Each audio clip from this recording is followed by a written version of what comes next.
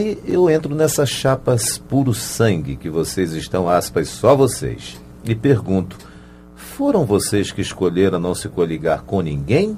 Ou nenhum outro partido quis se coligar com o PSB? À vontade. Pois não, eu explico, Patrick. Na política, você tem que fazer opções. Resultado, hoje nós não temos nada para explicar. Existem outras alianças que passam metade do tempo tendo que explicar a aliança que fizeram. Nós não temos que explicar nada. Nós nos reunimos, analisamos a conjuntura, vimos qual era o caminho que nós deveríamos seguir e avançamos. Estamos juntos, unidos. A chapa é Serafim Correia, um cara experiente, um cara com bagagem, e a professora Cristiane Balheiro, que nós fomos buscar dentro da sala de aula, e que ela, por si só, já é a própria mensagem da educação, da mulher, do jovem, do esporte. Ao lado desses dois, 62 candidatos a vereador, todos determinados, todos corajosos, uma inserção social enorme dessa chapa. Qualquer bairro que você chegue de Manaus tem um candidato do PSB. Isso foi uma construção coletiva que começou lá após as eleições de 2014. Então essa foi uma opção nossa, devidamente combinada com a direção nacional do partido. Nós não demos nenhum passo em falso. Quero reiterar aqui que temos todo o respeito por todos os demais partidos. Vocês não vão ver ninguém nas nossas propagandas falar mal de ninguém. Nós vamos falar do que nos propomos a fazer, por que nós entendemos que esse caminho é o melhor e quais são as consequências dessas nossas propostas. O nosso objetivo central é mudar a vida das pessoas para melhor. E o nosso programa de governo, devidamente registrado no TRE, mostra esse caminho. Candidato, justamente em seu plano de governo, as prioridades são saúde, educação e mobilidade urbana. E a transparência, candidato, não está entre as suas prioridades? Não, a transparência é princípio, até porque todos nós deveríamos ser transparentes. E eu tenho a consciência tranquila, porque quando eu fui prefeito, eu segui a lei da transparência que ainda não existia. Tudo na nossa época estava na internet. E hoje eu vejo com pesar que Manaus é a 23ª capital em transparência. Quase que a gente é a última. No Amazonas, Manaus está perdendo para Benjamin Constant, a terra da nossa querida Cristiane, está perdendo para Itacoatiara e para Silves. Isso não se explica. Manaus recebeu 15 milhões de reais do BNDES para modernizar a sua área tecnológica. Tem equipamentos os melhores e não alimenta o sistema. Aí está sofrendo uma ação civil pública do Ministério Público Federal por não cumprir a lei da transparência, que vamos só relembrar, é de autoria de um grande senador do Amapá, nosso companheiro de partido, João Capiberibe, que em 1989, quando prefeito do Amapá, inaugurou a transparência. Como? Ele tinha um outdoor na frente da prefeitura, onde ele publicava quanto tinha arrecadado, do que ele tinha arrecadado e em que ele tinha pago.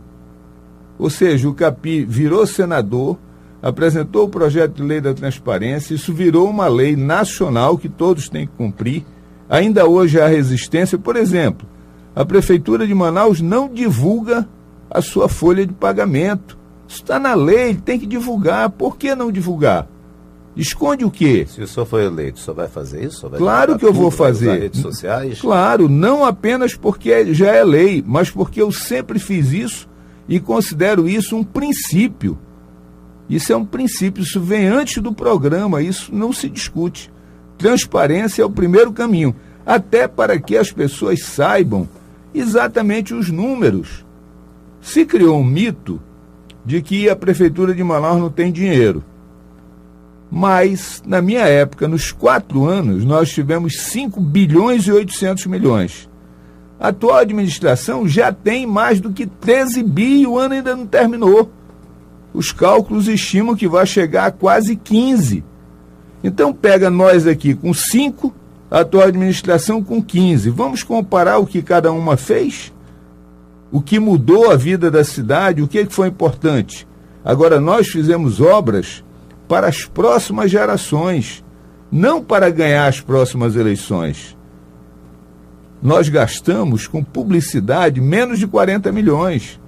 A atual administração já gastou mais de 220. Então, o que nós queremos é que o eleitorado compare. E essas informações ele não tem. Ele não sabe disso, que a Prefeitura de Manaus arrecadou 3 vezes mais do que nós arrecadamos. Candidato, bom dia. Bom dia. Candidato, o senhor já foi prefeito de Manaus, o senhor se considera hoje mais experiente para assumir o cargo de prefeito de Manaus. Onde o senhor acha que errou naquela época e o que você faria diferente caso o senhor fosse eleito? Vamos lá, por etapas aí. Eu me considero mais experiente. Eu acumulei mais informação, eu acumulei mais conhecimento. Eu saí da prefeitura, voltei para a sala de aula como aluno, fui concluir meu curso de Direito. Depois fiz OAB, passei no primeiro exame que fiz, fui advogar, quer dizer, eu ganhei novos conhecimentos.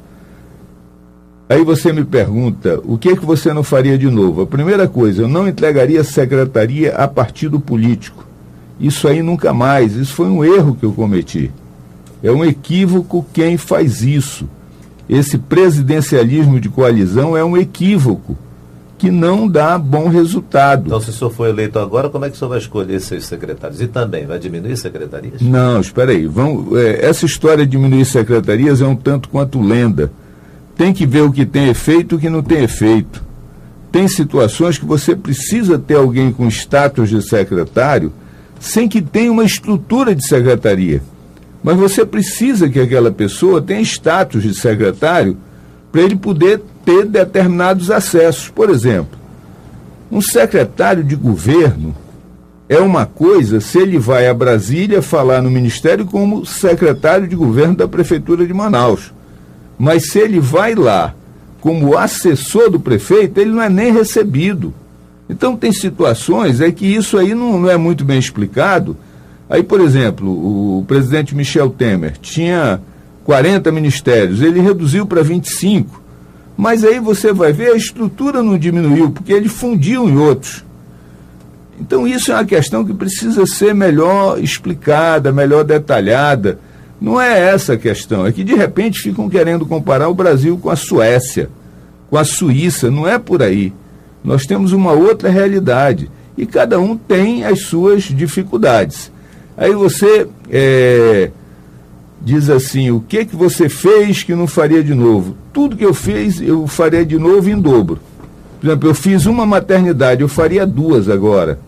Porque nessa maternidade que nós fizemos, nasceram 40 mil crianças. Qual é o ex-prefeito de Manaus que tem isso para mostrar? Vamos lá. Arthur não tem isso para mostrar. Amazonino não tem isso para mostrar. Alfredo não tem isso para mostrar. Eduardo não tem isso para mostrar. Carijó não tem isso para mostrar. Eu tenho para mostrar. E aí é esse o embate. Todos esses aí têm candidatos nessa eleição. Ou são candidatos diretamente ou têm candidatos. Quando o senhor afirma que fez uma creche, o senhor fez uma creche. Sim, exatamente. É óbvio. Dizem também que o senhor foi o candidato do Faz Um. Tá certo. Um viaduto, fez uma creche. Pois é. E se o senhor for eleito, o senhor está dizendo que não se arrepende do que fez, não é isso? Certo. Você faria agora em dobro, o dobro. O pior, Patrick, é o seguinte, que os que vieram antes de mim não fizeram nenhum e os que vieram depois também não fizeram nenhum. Agora, eu resolvi o problema do aterro sanitário. Quantos votos isso deu? Nenhum, com certeza.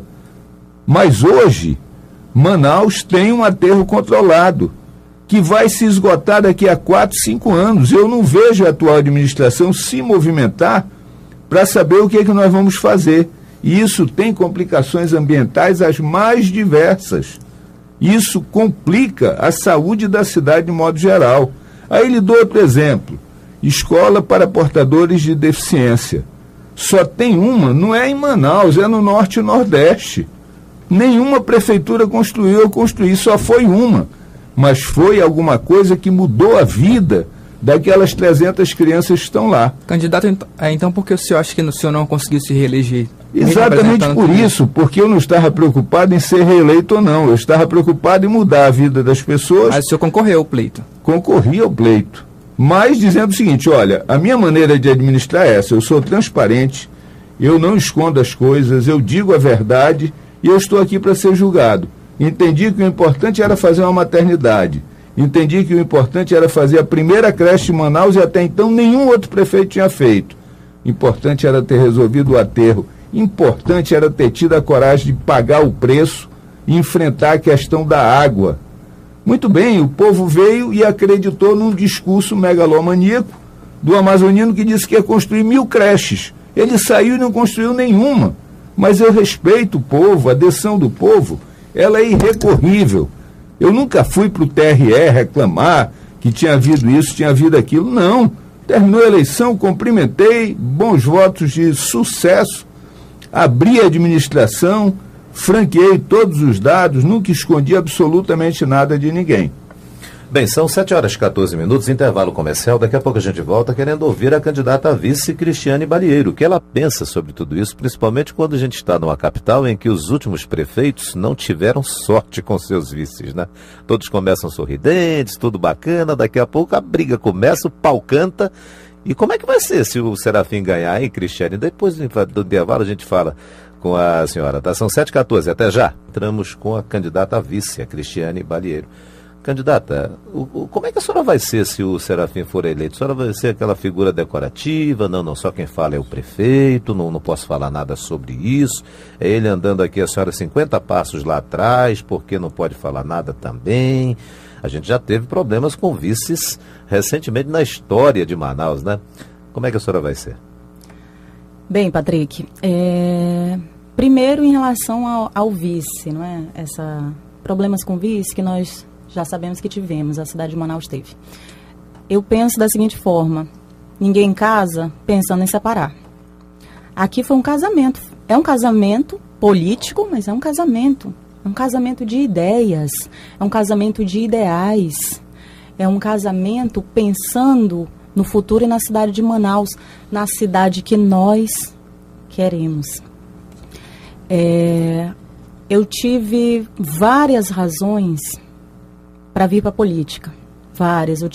Passei por inúmeros processos, né, de descoberta, de identificação com a política. Eu costumo dizer que a política ela foi um chamado para mim. E uma dessas coisas, uma das coisas que me moveu para vir para a política é querer ser ouvida, poder falar, querer ser ouvida e querer ouvir. Eu trabalho, como disse anteriormente, há 10 anos dentro da sala de aula. Mas não só isso, eu tenho uma vivência como mãe. Eu já levei os meus filhos a postos de saúde. Eu já tive que ir a maternidades públicas. Então, eu tenho uma experiência que é a experiência de vida. A vida me lapidou. E eu queria ser ouvida. Então, quando eu saio da sala de aula, dentro da sala de aula, em algum momento, em determinado momento, eu percebi que eu estava limitada dentro das coisas que eu pensava, dentro das melhorias da educação. Imagine só você, sou professora, qual é o meu instrumento de trabalho? Meu instrumento de trabalho é o pincel. E em muitos momentos a gente não tem pincel. Como querem que nós, professores, sejamos os salvadores da pátria? Como é que nós, professores, vamos mudar? Vamos ser o futuro, vamos ajudar o futuro das crianças, dos adolescentes? Nesse plano de governo do candidato Serafim e da senhora. A senhora ajudou também a elaborar? Certamente. Inclusive, foi uma das coisas que o Serafim me disse. Nós sentamos, conversamos por mais de 2 horas. Eu fiz algumas perguntas a ele, ele me fez outras. E uma das coisas que ele me falou e que me deixou muito confortável foi o fato de que ele queria minha contribuição com a educação. E é isso. Eu pretendo ser atuante, como eu já estou sendo na condição de candidata. Então, candidata, vamos falar de educação, então. Entre suas propostas está a de garantir um tablet por aluno da rede municipal.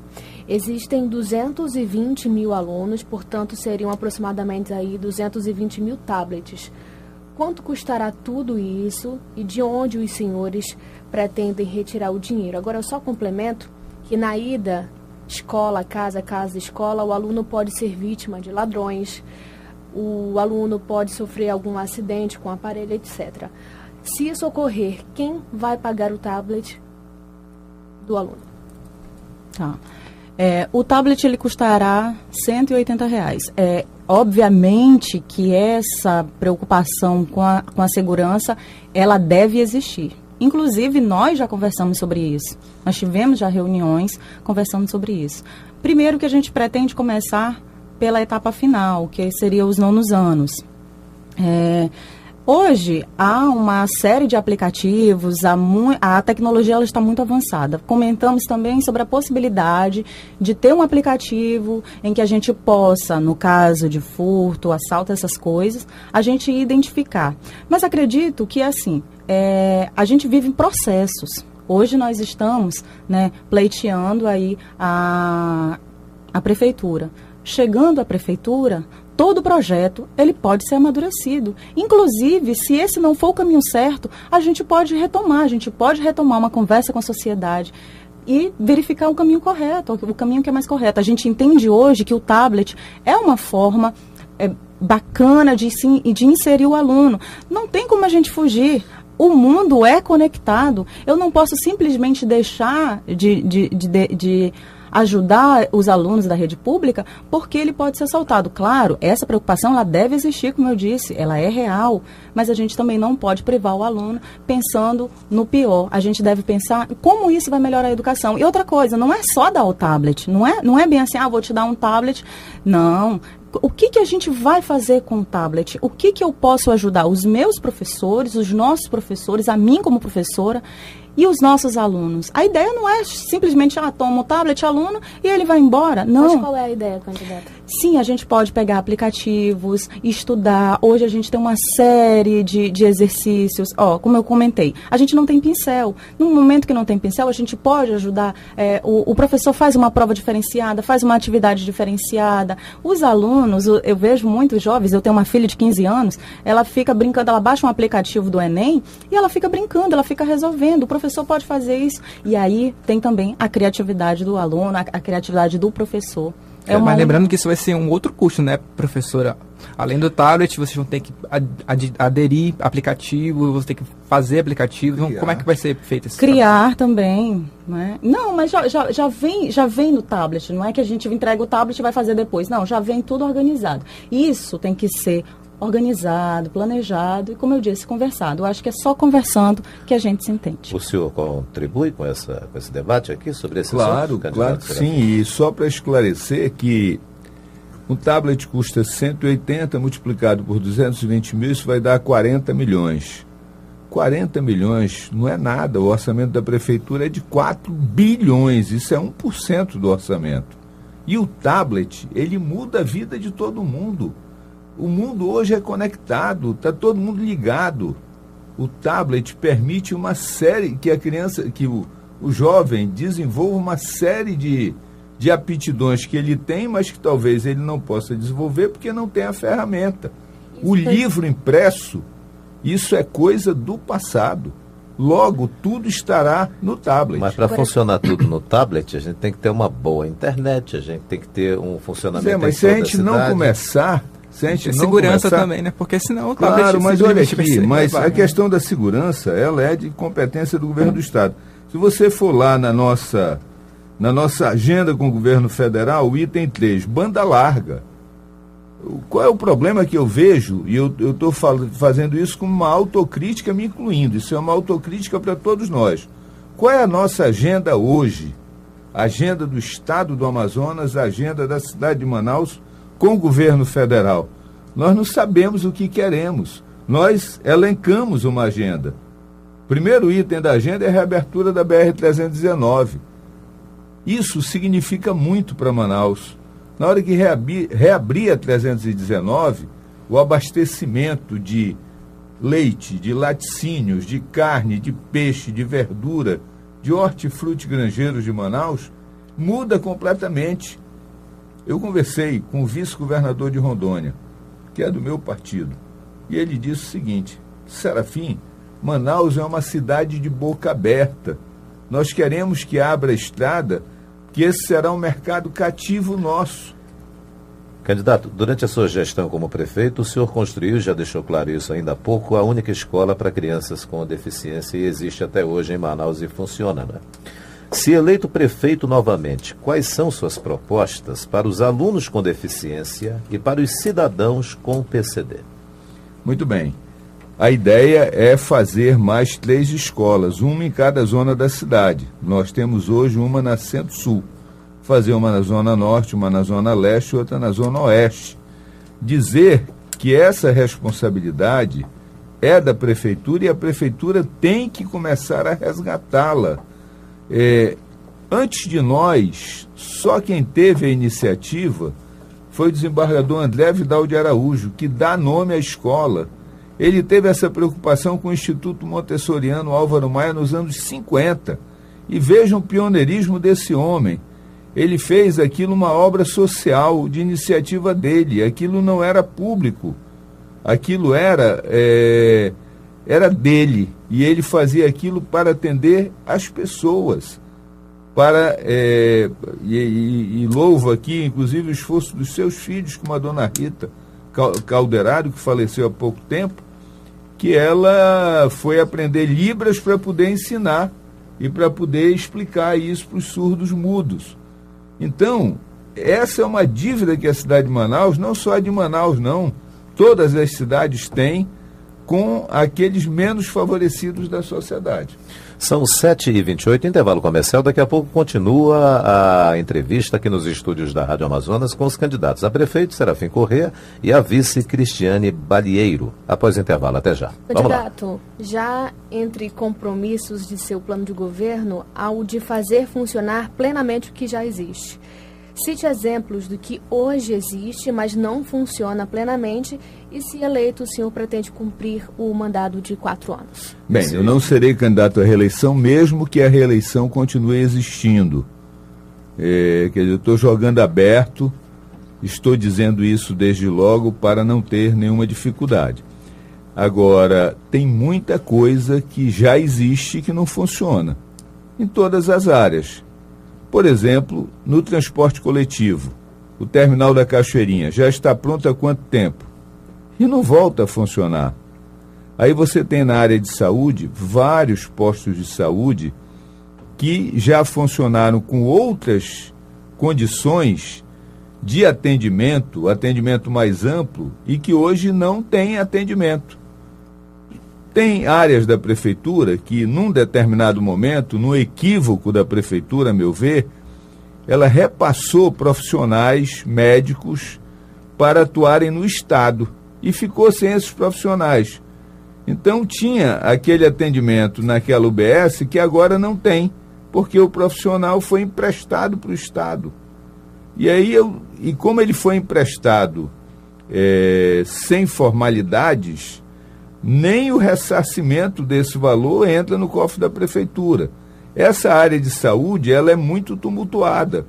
E eu identifiquei isso claramente na minha época, que tinha um número excessivo de funcionários da prefeitura trabalhando no Estado e um número menor de funcionários do Estado trabalhando na prefeitura. A diferença é que no final do mês a prefeitura pagava R$1 milhão a mais para os profissionais dela que trabalhavam em áreas do Estado.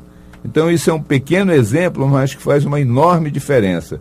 Nós precisamos ser mais transparentes nisso e ter isso tudo muito claro e fazer funcionar aquilo que já existe. Mas o senhor, portanto, pretende cumprir um mandato de 4 anos, só 4 anos. Mesmo se eleger agora e se não tiver essa possibilidade, o senhor não, só vou querer Só um mandato de 4 anos. Aí vejam quem vai ser o próximo prefeito, porque não serei eu, não serei candidato. De repente a Cris ganha gosto e se prepara para ser a próxima prefeita de Manaus. Vai ser a primeira vez que Manaus terá uma mulher prefeita.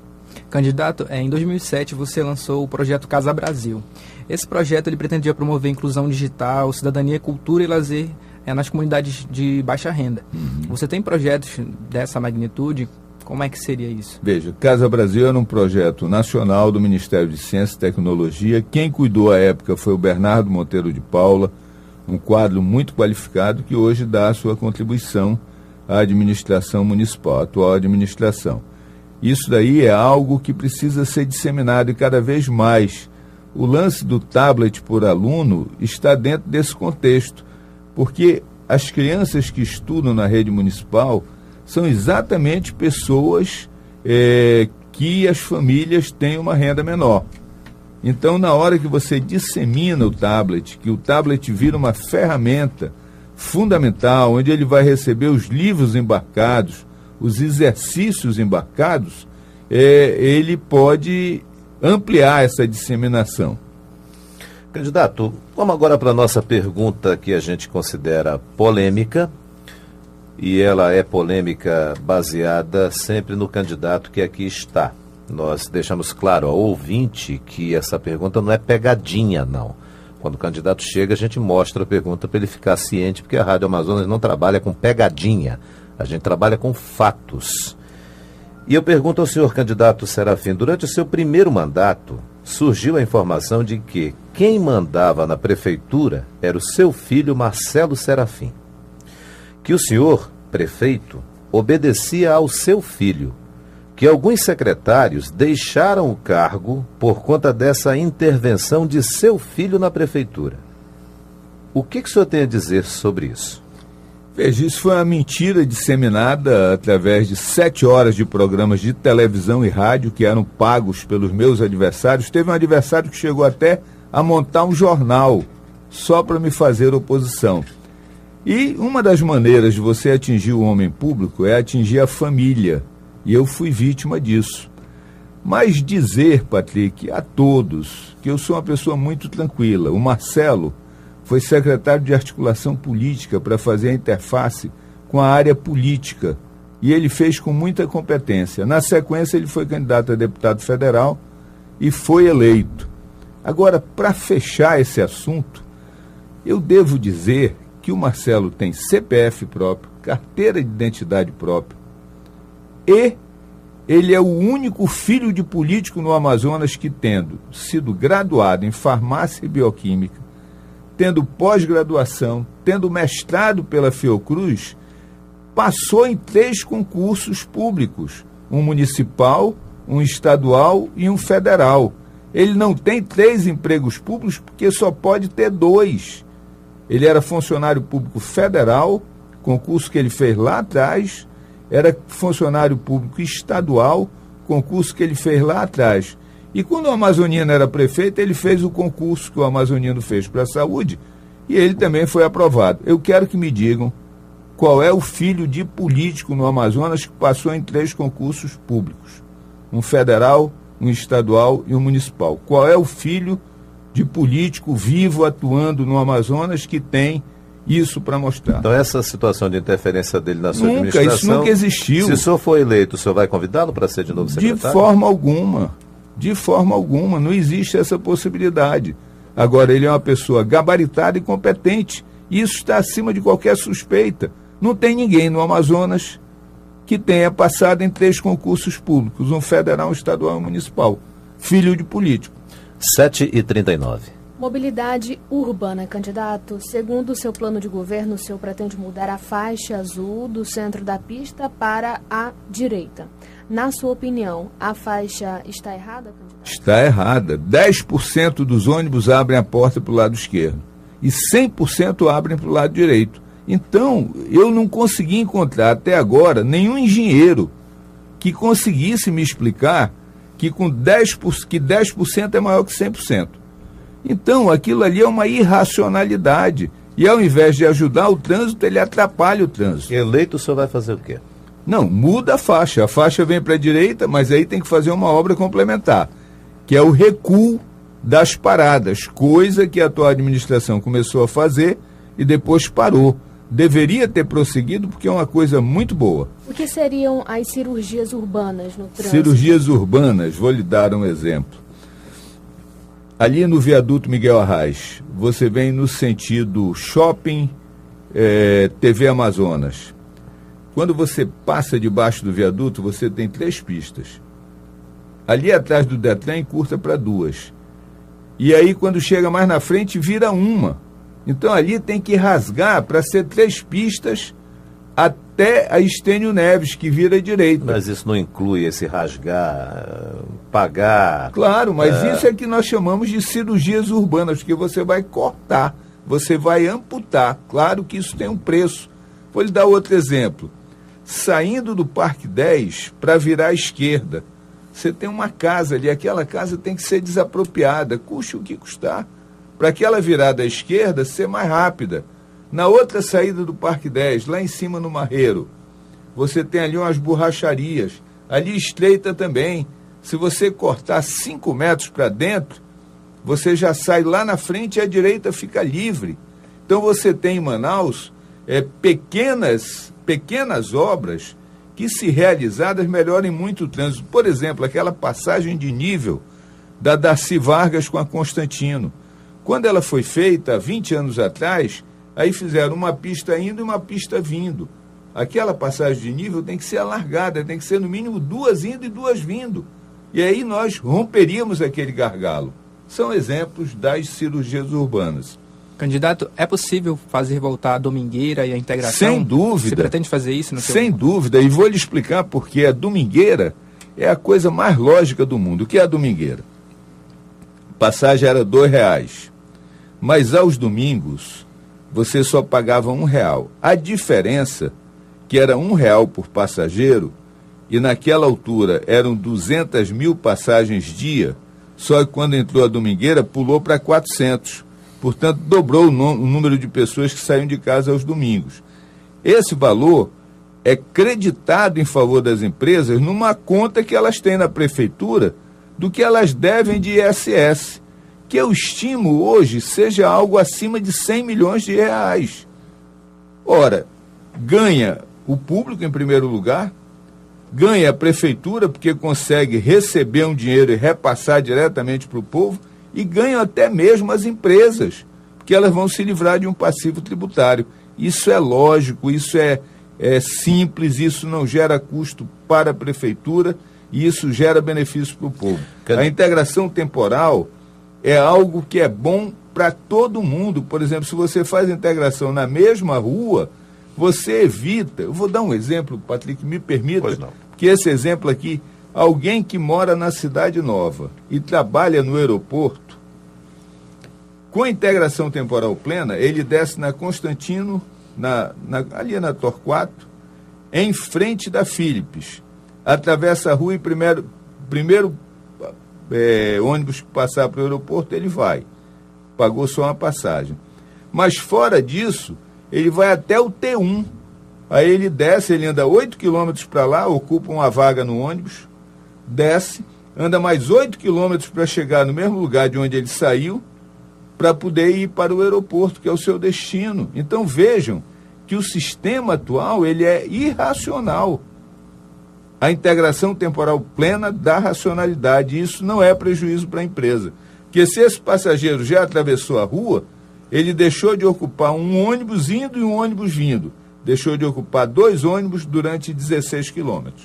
E só complementando, Francisco, nós, em nossas caminhadas por aí, nós temos caminhado pela cidade inteira, essa é uma das frases que a população nos diz. Tem 2 frases que a gente ouve muito: volta a Sarafa e volta a Domingueira. Então, esse é um anseio do povo. Agora... A gente vai para o intervalo? Você quer deixar alguma pergunta já para o intervalo? Saúde, a gente faz no próximo bloco. 7h44, até já. A participação escrita aqui diz assim, só não diz o nome da pessoa, mas diz assim: tem uma área invadida perto de minha casa, no Zumbi, onde a prefeitura começou a construção de uma creche, mas não terminou. Qual sua proposta em relação à construção de creches? Olha só, primeiro tem que concluir essas obras que foram iniciadas, na sua grande maioria, na gestão do Amazonino.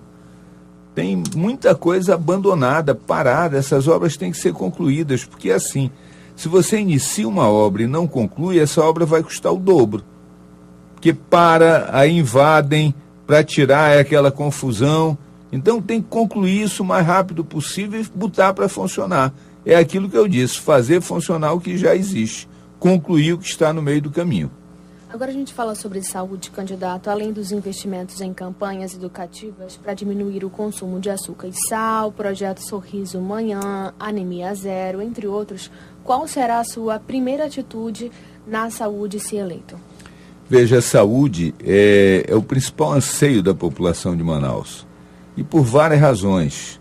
Mas é muito preocupante o que aconteceu com a nossa economia. Quer dizer, o distrito reduziu de 50 a 70 mil vagas. Essas pessoas perderam o plano de saúde. E elas foram para a rede municipal e para a rede estadual. Isso explodiu o SUS. E nós... essa é a realidade. Nós, poder público, não conseguimos responder a tudo isso. Então eu entendo que a saúde, você tem que primeiro tomar pé da situação, e você só consegue tomar pé você estando dentro, tendo todas as informações, saber onde está faltando médico, onde está faltando enfermeiro, onde está faltando dentista. Quer dizer, é algo muito complexo. Fazer retornar para o município aqueles servidores que estão no Estado, alguns estão até nas cooperativas, enfim, fazer retornar. É funcionário público municipal, é o município que está lhe pagando, vem trabalhar aqui. Nós precisamos de você, não está na hora de ceder ninguém, de deixar quem quer que seja sair da linha de frente. Candidata a vice Cristiane Balieiro, quais são os projetos do PSB, da senhora, do candidato Serafim, para o público LGBT? Para o público LGBT? Sim. Eu posso contribuir aí. Nós temos um segmento dentro do partido que é o LGBT. E esse segmento participa de todas as discussões.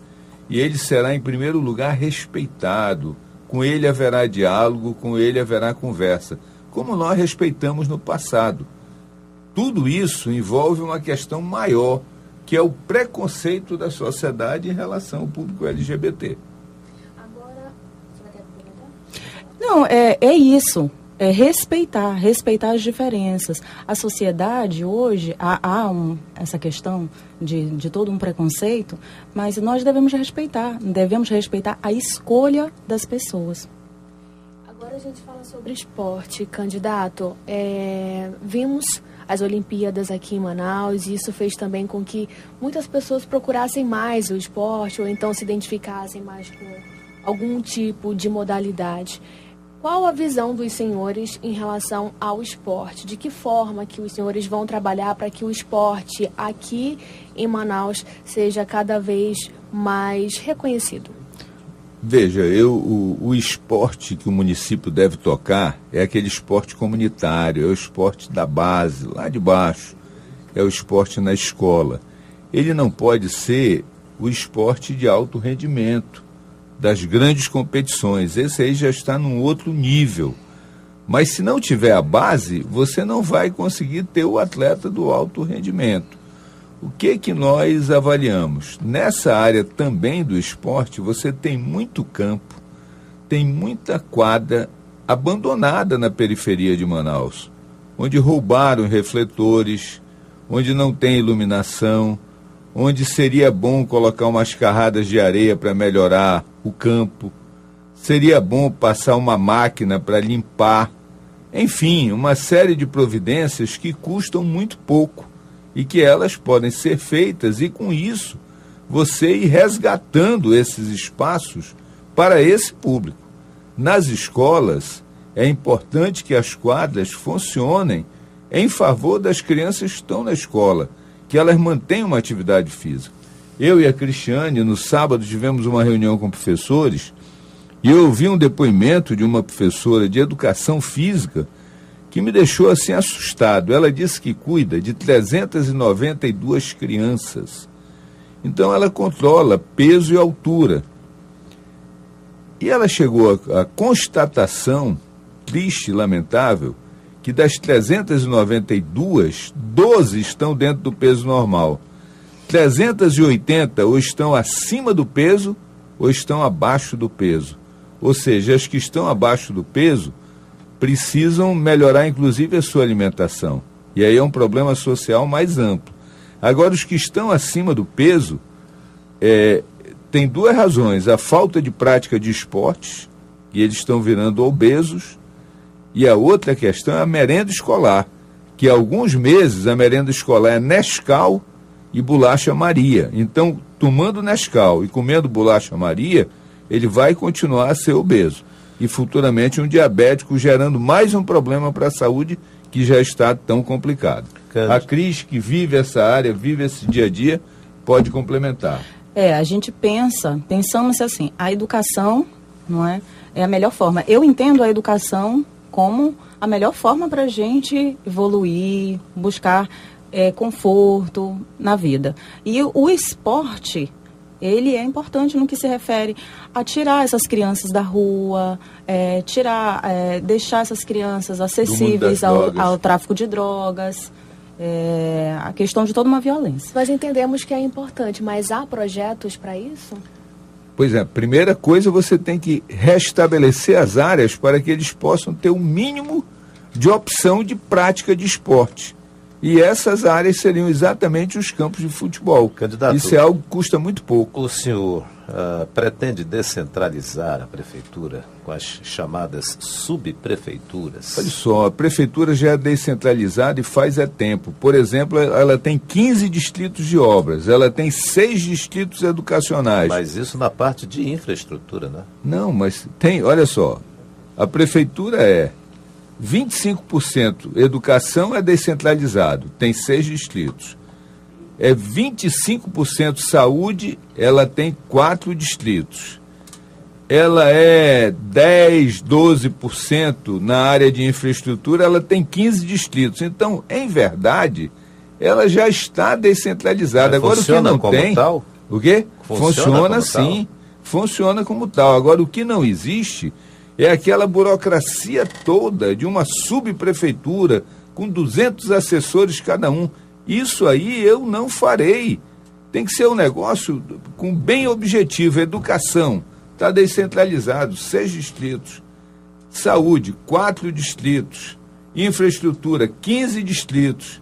E o povo que usa esse sistema sabe que é o distrito de saúde que toma conta daquela área, sabe que é o distrito educacional que toma conta daquela outra, sabe onde é que funciona o distrito de obras daquela área, ele sabe isso. Agora, criar uma estrutura de subprefeitura, aí 200 assessores para cada subprefeito, aí vai negociar o subprefeito com um grupo de vereadores. Isso não é caminho. Só vai ser eleito um prefeito de gabinete ou um prefeito das ruas, de Manaus? Não, eu acho que tem que ser as duas coisas. Tem momentos que você tem que estar no gabinete e tem momentos que você tem que estar nas ruas. Agora, vejo que hoje está pior do que antes. Ninguém quer conversar em Manaus, ninguém quer dialogar. Essa dificuldade eu e a Cris temos observado. As pessoas vão para reuniões conosco ansiosas. Porque ela disse, não, a gente não acreditava muito que vocês viriam para a reunião e tal. Mas por quê? Não, porque a gente tenta há algum tempo, a gente não consegue falar com ninguém. Então essa dificuldade está havendo no mundo político, inclusive, que é profundamente lamentável. Candidato, a gente tem menos de 4 minutos e o tempo agora é dos senhores para se dirigir ao eleitor, pedir o voto. Esse, caso vocês queiram, pode começar com a candidata vice, a Cristiane Balheiro. Pois não. Valendo. Eleitor, o importante é você olhe o cenário, pesquise sobre os seus candidatos, se informe sobre a vida pessoal do seu candidato, sobre a história, sobre a trajetória.